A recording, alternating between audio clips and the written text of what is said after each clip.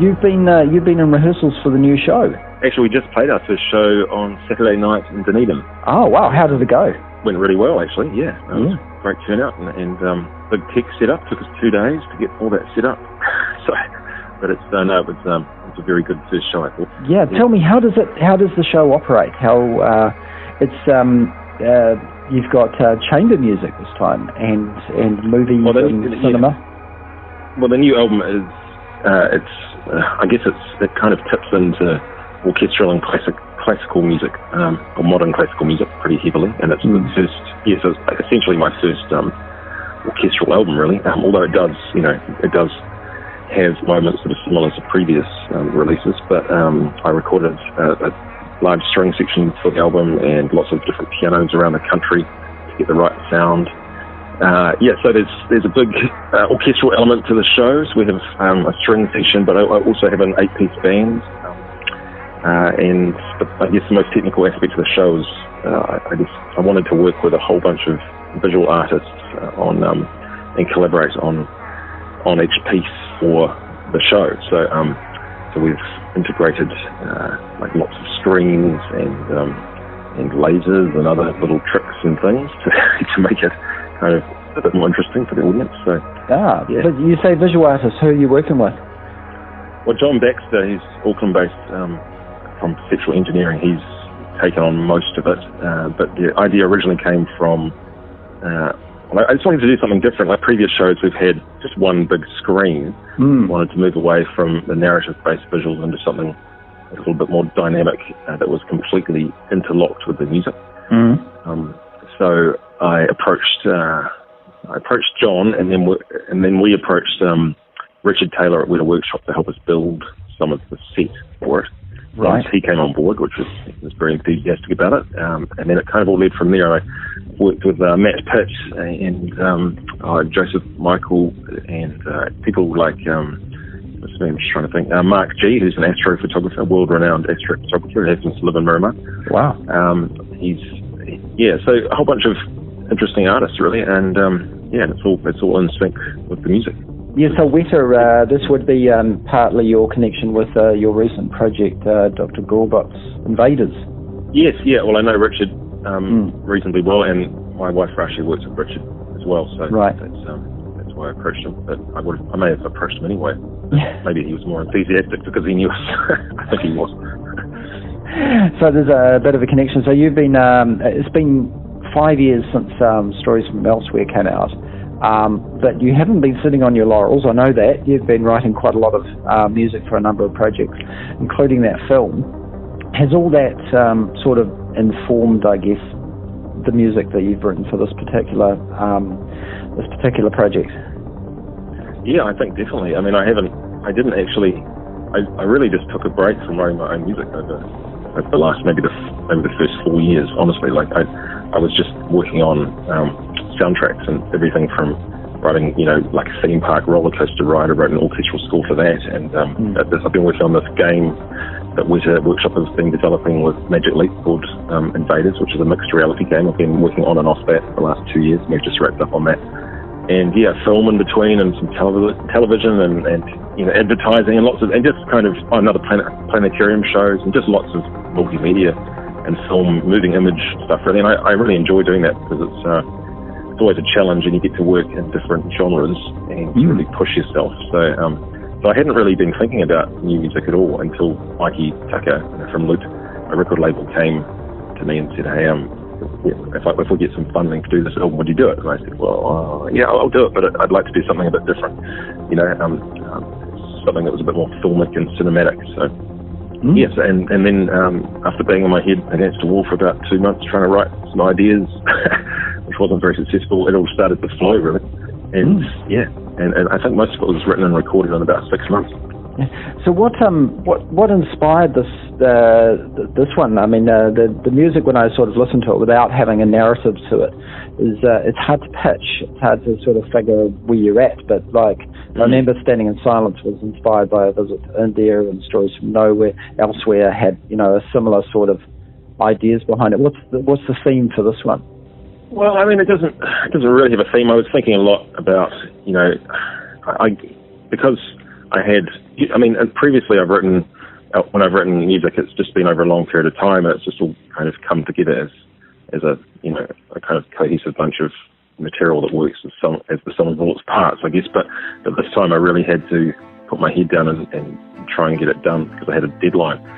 So I'd sit at the piano quite often and just get myself in a kind of reflective mood, I guess, and try and write ideas. And when you're writing like that, your mind starts to wander off and you start thinking about the past and the future and what might be and all these things. So I think time and I was thinking a lot about my childhood and just and being a father.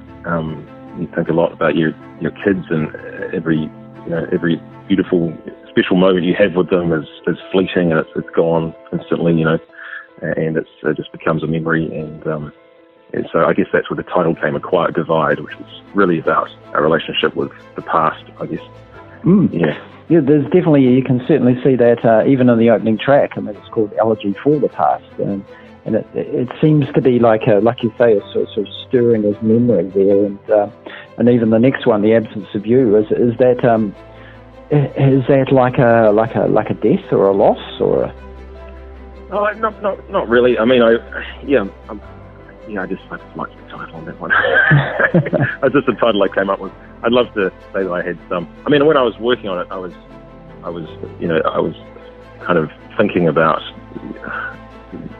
I don't know, just I was imagining that piece of music was about a relationship or loss or grief or love or something. So I was working, that was in the back of my mind. So the title just came to me one day. It was called, before that it was called like, I don't know, String Idea 24 or something. I mean, I can definitely see a theme here, and just looking at the pieces of music like Between Us and the Dying Starlight, that one in particular, I'm just sort of thinking, well, yes, with your work that you've done with NASA and so forth, it just seems so obvious to be there. Right. And Atlas as well, All Who Remain sort of seems to be that kind of end of that follow. But then I'm puzzled. What inspired April in 1982, for example? Is that memory again? Yeah, it is. April was actually just a working title because that was usually when I start writing ideas. I mean, for every one idea I write, I have a myriad of ideas that aren't very good or never made it. But so I just the first thing that springs to your mind when I record something is usually. Often it doesn't actually last as the title, but April was the name of that piece, and I don't know why. It wasn't even written in April, but maybe I was thinking about something in April that I had to do, or I don't know. But that just seemed to be it just seemed to stick, that one. It just felt like it could be about a person called April or a time. And 1982, I was like 4 or 5 years old, and I think I moved to Australia with my mum at that point, and it was a very, interesting time. I just remember everything about all of a sudden being in another country. So I guess, but I wasn't thinking about the titles too much. I guess that's where that one came from as well. Now, I'm wondering with the themes and things, how they translate through to this multimedia experience you're talking about. Like, how did it go with Dunedin? How did the audience react? What did they see? Can you describe a bit of that?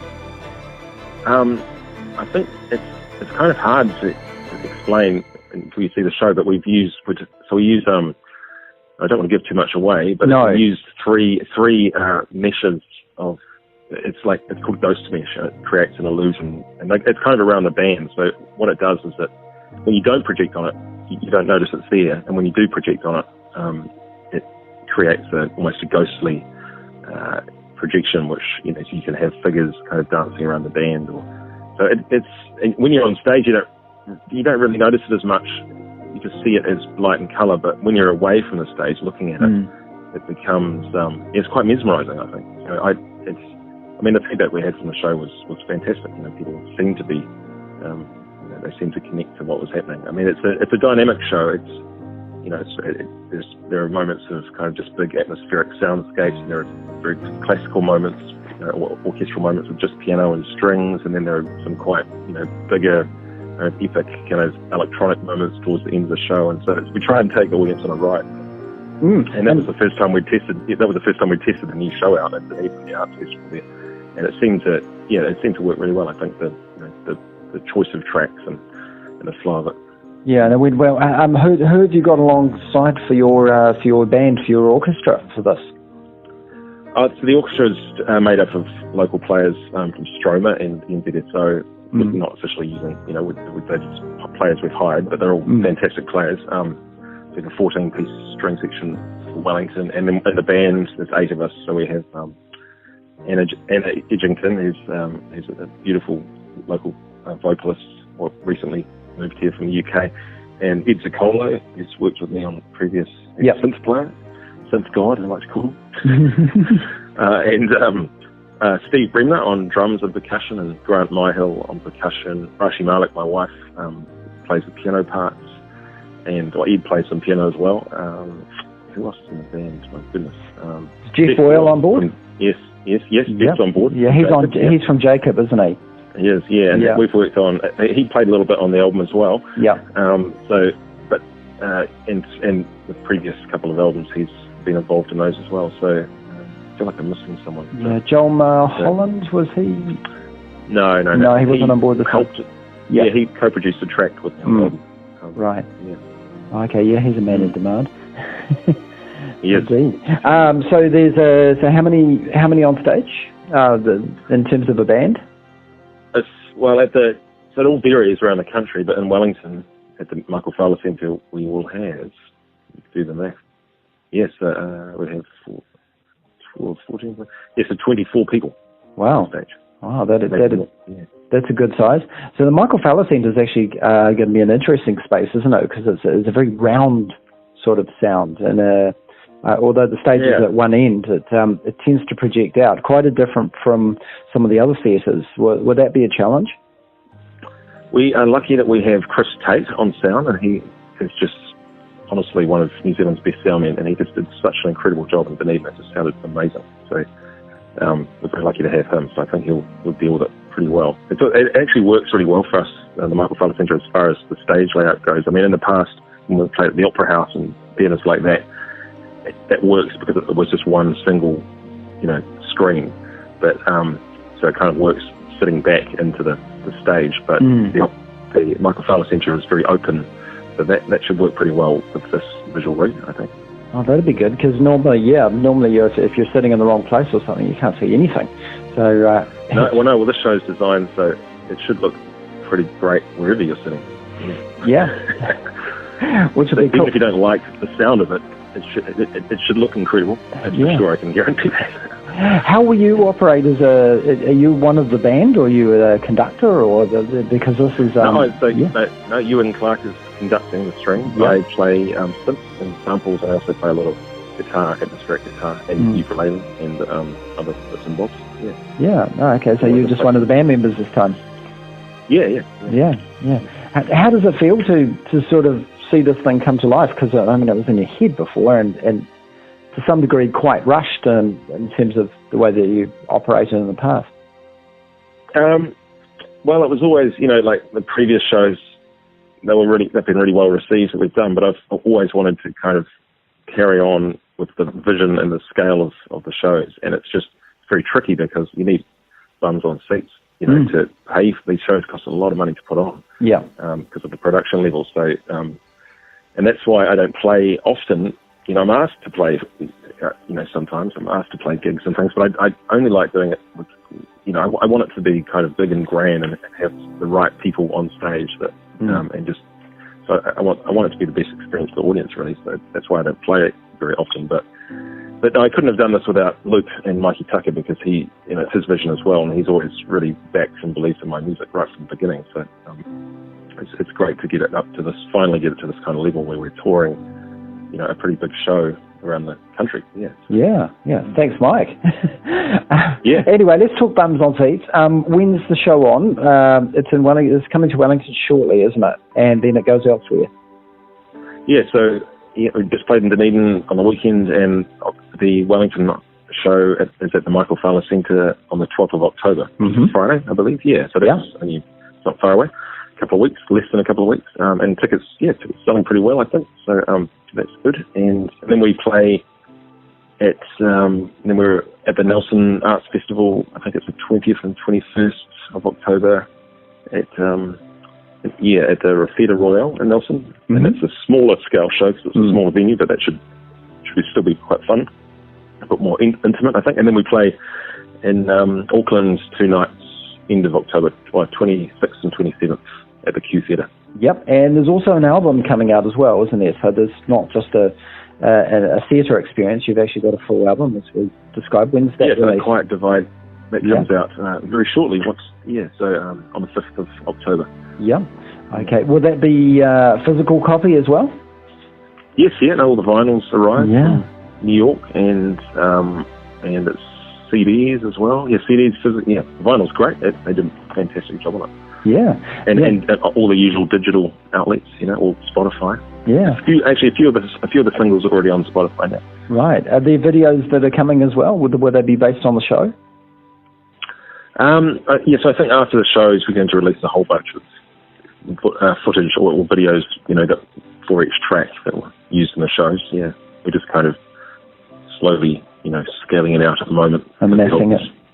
One thing I have to ask is the album cover has a very, very unique sort of piece of artwork. It's your face with a forest sort of projected into it. Where did that idea come from? That reminds me of sort of an inner vision type sort of approach. Yeah, Jamie Robertson, who's an Auckland artist, he convinced me that, he said, you should be on the cover, and I said, no, there's no way. Yeah, I know, it's different for you. Never wanted my face on the cover. But he said, no, it'll look a bit accurate, trust me, and it'll just be your silhouette. And I was like, oh yeah, well, let me see it. And then, he came up with this great idea to actually cut out my silhouette. So when you pull, it's quite a thing actually, with the vinyl and the CD, when you pull out the sleeves, there are 2 sleeves, and if you turn those around any way, which way, it changes the cover when you insert it back in. So, and that works really well with the show, because the show's all about the imagery, and kind of all relates very well to what we're doing live. Oh wow! Well, that sounds great. I'm really looking forward to seeing it in Wellington on the 12th of October. Where can we get tickets? Tickets are at Ticketmaster, I think, or Ticketmaster, or if you go to loop.co.nz, and they have a live or shows section, and you can get tickets through there. Get all the information there. That's great. Well, you've got a small break now, and then you're back into it. So we wish you all the best for that one, and for the upcoming shows. So that's going to be wonderful. I've heard a little bit of music so far, and I have to say it's always impressive when I listen to your stuff. I have to kind of go off into a space. Brilliant. Yeah, that's the idea. Yeah, absolutely.